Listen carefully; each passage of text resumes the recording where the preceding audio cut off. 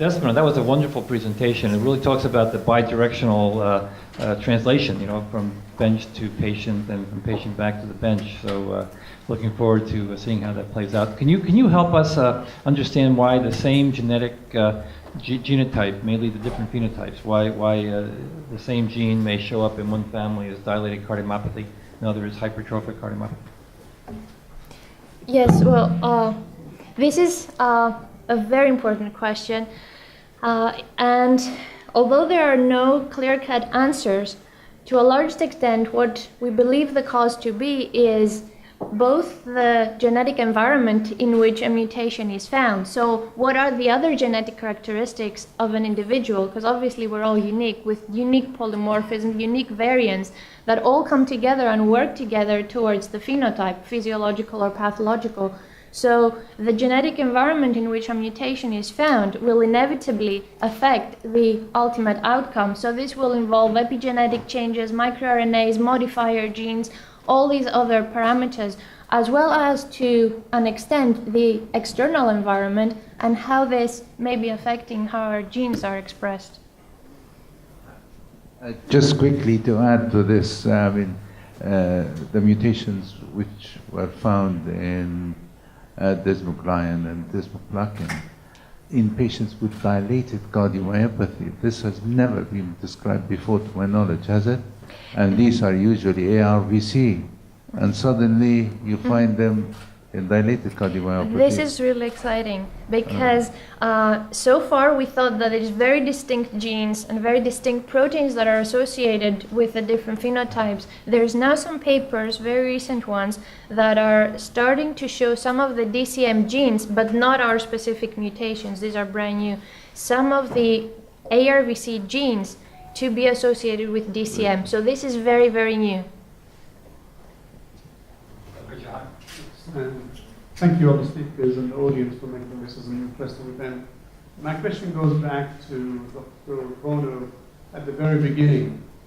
Last week the guidelines were released and it was quite a bit of a shock to the community to drop ICD indication for asymptomatic patients, because for a few years we thought we are converging into a common concept that whether it's dilated, whether it's a cardiomyopathy or ischemic, non-coronary or ischemic or non-ischemic, the benefit is similar, as you remember from StarTech trial, and many other trials confirm the same, and that made a coherent understanding to the ICD implementation. Especially if you look at the StarTech trial, that patients who were asymptomatic and had less heart failure benefited more from ICDs than those who were advanced heart failure. This may sound a little bit shocking to the audience, but many of the people who die in advanced heart failure don't die in VF ventricular tachycardia. They die in asystole or pulse activity, for which the ICD does nothing. Now, I think this came like a snooker ball which shattered all the balls in all directions after we collected them. What's your comment on this? Well, I had the same reaction because they came out just last week, and I'm still reading them as best I can. But I also have concerns about asymptomatic individuals with very low ejection fractions who may be at higher risk. I mean, clearly, if you have symptomatic heart failure, those patients would be at but even higher risk. But I don't have a good way of addressing your question, because I think we need to start delving into those guidelines and perhaps even speaking with the people who wrote the guidelines as to why they made the change. I looked very hard to see whether there was something in the text to explain why this was the recommendation this time around. But they are concordant with the European guidelines, because the Europeans also do not make a recommendation for asymptomatic individuals. So in a way, it's more concordant with what the European recommendations have been. I personally am concerned about patients who have very low ejection fractions, whether they have dilated cardiomyopathies or ischemic cardiomyopathies, and I tend to treat them very much the same. I'm interested to know if Professor Kirkland shares a concern about patients with very low ejection fractions, asymptomatic.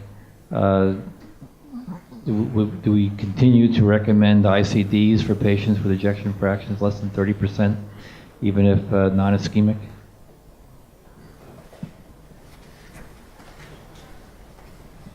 Well, I can only comment what our cardiologists have been doing, and of course it's been routine in the ischemics, but it has been a source of discussion, particularly in those patients who are referred for transplantation, mechanical support. Those patients, of course, are symptomatic, and all of them would get ICDs. But so that's the extent of my knowledge about this particular subset of non-ischemic asymptomatic patients, which obviously is the controversy.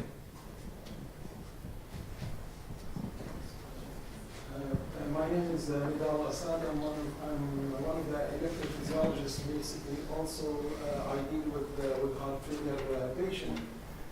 My name has been mentioned as well. Basically, what we see is symptomatic patients with heart failure. Just regarding the heart failure in Qatar, I would like to add that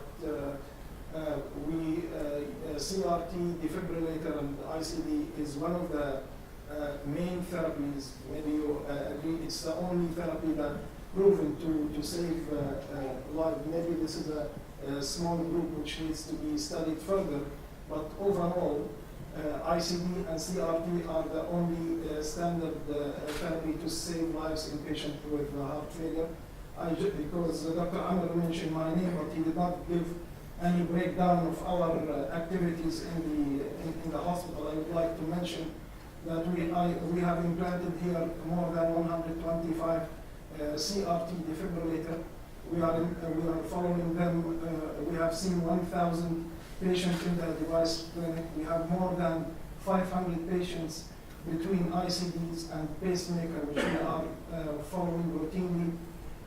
Regarding now there is much advance with the CRT and ICD technology. Basically, this would have deserved a session in this meeting talking about CRT.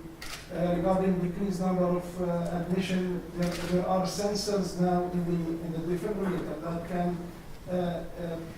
give alarm to patient to come to the clinic. We see them way ahead of time, and we just adjust their medication and discharge them, and they don't have to really come back. There is home monitoring.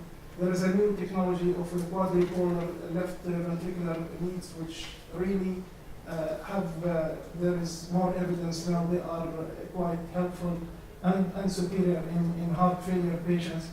So last month we have implanted 8 devices, none of them from Dr. Amr's group, but I think ICD or CRT would have been a major topic, especially for the general cardiology. For me or the general cardiologist, I believe they are the therapy before the left ventricular assist device or heart transplantation. Regarding the research project, there is one more. We just finished the Gulf Care. Enrolling 8,000 patients in the Gulf state, and Qatar is one of them. There is also an ICD registry for the entire Gulf state, which we will be launching soon. Thank you very much. Well, thank you for your comments. I would just add that that certainly is a very important aspect of heart failure care. I would agree with you entirely and encourage you, with all the experience you have, to publish your results as well. I think you can add enormously to what we know, not only in the region, but throughout the world. So those are important comments.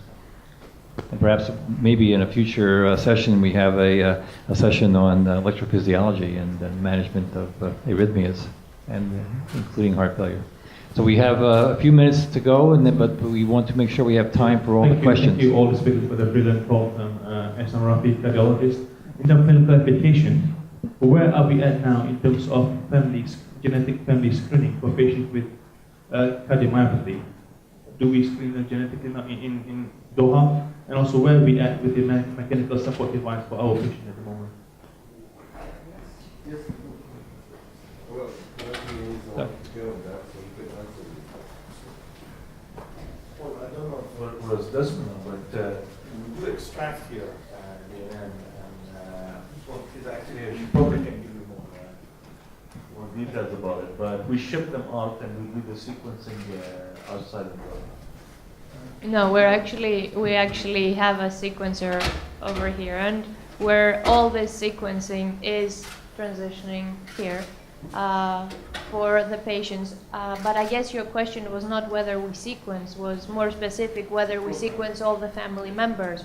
So we start by sequencing the affected member, and then it depends if there are other reported affected family members. If there are, we go ahead and sequence those. If there aren't, we sequence some unaffected members as a negative control. Does this answer your question?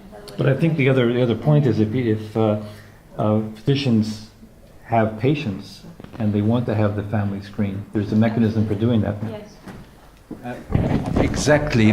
We were hoping that this session will stimulate that kind of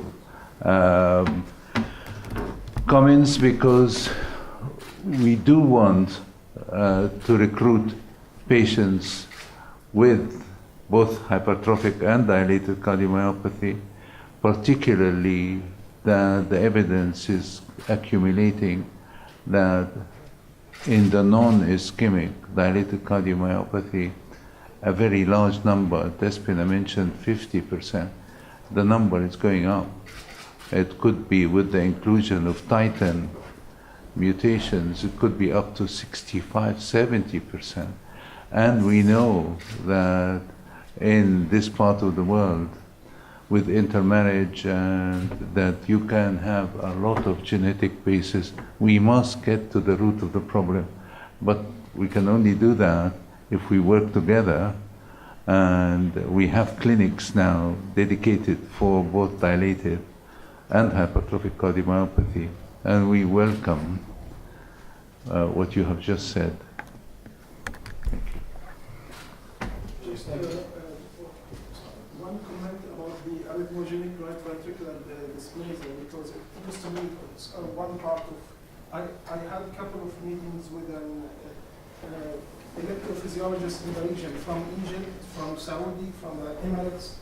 What they have observed, the arrhythmogenic right ventricular dysplasia is more common around the Mediterranean basin, whereas in this part, even talking to our colleague in the region, in the Gulf, there are very, very few of them. I don't know what is the reason for that.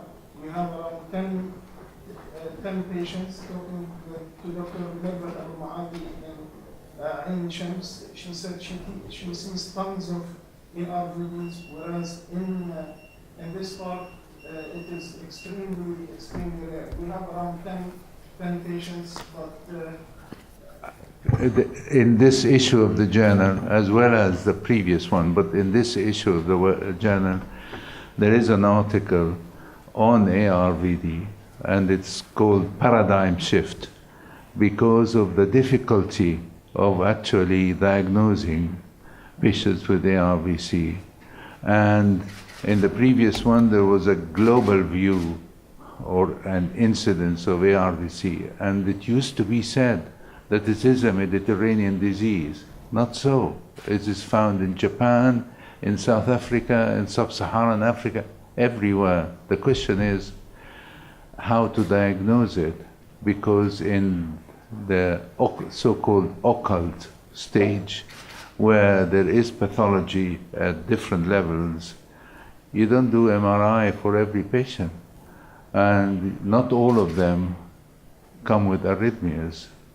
So you need a massive screening programs, and hopefully that we can do massive screening programs, something like just heart studies in this region, which with the biobank might start also picking up some of that at population level. But the more you're interested, the more you find. Thank you, George. I think with that, we'll come to a close. Do you want to make a quick comment? Yes, you can. Hello, Dr. Penelope Gordon. I'm one of the deputy chiefs here, so I'm not a cardiologist. I think it's been a most interesting, fascinating afternoon. I absolutely applaud everybody. The science has been amazing, and Despina, what a wonderful presentation. But actually, I wanted to come back to Dr. Amar's presentation about cardiac failure in Qatar. And it might seem a bit prosaic, but you talked about the multidisciplinary approach to patient education. Now, as a relative newcomer to Qatar, we hear that patients actually don't always understand their disease, and there is sometimes a problem with getting over to the patients what we in the medical profession, the healthcare professions are doing. And I just wondered if you had any comments on how the patients were responding to this multidisciplinary approach and to their education, if you're doing any research on it. Thank you so much for this question. Well, let me tell you how we deal with patients here. We know, like, because we have multiracial, multinationality patients, different backgrounds. So for all the patients, we have to see, well, you know, like when we see patients, we, you know, like it's seen by the nurse, a nurse practitioner, which is a specialized nurse for the heart failure. Then we see it's a patient will be seen by the specialist and the consultant just to put a plan for what the management is.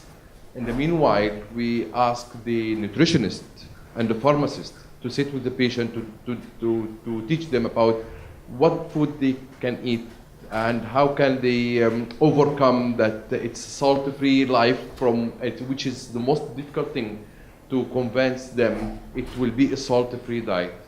And most of people, they don't allow, you know, like, or they don't follow this. So the nutritionist is very important in our clinic. Also the pharmacist to tell them which medication, what time, what is the interaction between medication. So what we do, because the team itself is multicultural, different backgrounds. So when we deal with a patient, you know, we see where the patient from, what is their background, and start to pick up the most close background member from the team and talk to the patient to teach them. We are not yet complete. We don't have all the members yet. We are just starting. So we are in the hoping by the next year we recruit more patient, more team members. Especially we need our own nutritionist. We don't have yet. We are just borrowing. We don't have our own pharmacist yet. So it's borrowing. So and so on. And of course, you know, like the rehabilitation is very important part. And luckily, Dr. Muhammad with us in the heart failure team, and he's the head of rehabilitation. So he helped a lot. And one more thing to get back to Dr. Nidar. I know he has loads and loads of patients, but the only thing that we cannot send him to most of our patients that patient cannot pay. And here, it's true. Here, if you need ICD, CRT has to be Qatari, so he can do it free, okay? Or if you are not Qatari, if you cannot pay, sorry, you go up. So that's why I couldn't send you any of the patients for the last month, so forgive me for that. But as soon as I get someone who can pay, I will send it to you. Thank you. Thank you very much.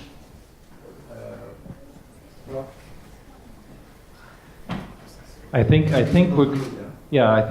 we can conclude today's discussion because Prof is going to give us a good overview tomorrow as we conclude the second half of the session. And so tomorrow we're going to have a much more in-depth discussion of advanced heart failure, mechanical circulatory support, and the management of the sickest patients. And Prof does have a few concluding remarks after all. I couldn't resist it, but just to say that really I'm very grateful for all the discussions and the speakers and everything else, because the purpose of the meeting is to bring people together and bring out all these interactions together, and I think it's wonderful. Maybe we can have more of these discussions to advance the field and the service to our patients. Thank you, everybody. Enjoy the afternoon.